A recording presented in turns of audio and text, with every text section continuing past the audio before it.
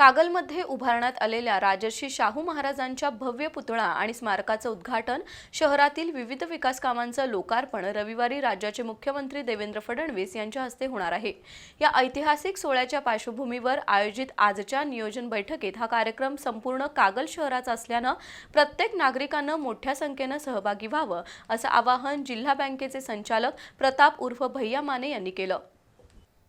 कागल शहरातील राजर्षी शाहूंच्या पुतळा आणि स्मारकाचं उद्घाटन रविवारी होणार आहे। या पार्श्वभूमीवर श्रीराम मंदिर सभागृहात झालेल्या नियोजन बैठकीत प्रमुख कार्यकर्ते, स्थानिक संस्थांचे प्रतिनिधी, शासकीय अधिकारी आणि नागरिक उपस्थित होते।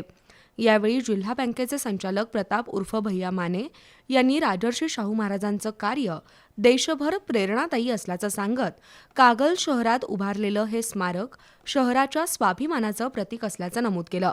चंद्रकांत बोंगाळे यांनी महिला, युवक, शैक्षणिक संस्था, दूध संस्था, बँका, व्यापारी, सामाजिक संघटना आणि सर्वपक्षीय कार्यकर्त्यांनी एकत्रितपणे काम करून प्रत्येक कुटुंबापर्यंत निमंत्रण पोहोचवावं असं आवाहन केलं।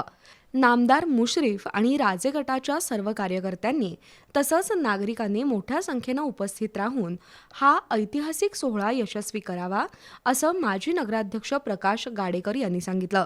बैठकीत मुख्याधिकारी अजय पाटणकर, प्रवीण काळबर, अरुण गुरव यांनी मनोगत व्यक्त केली।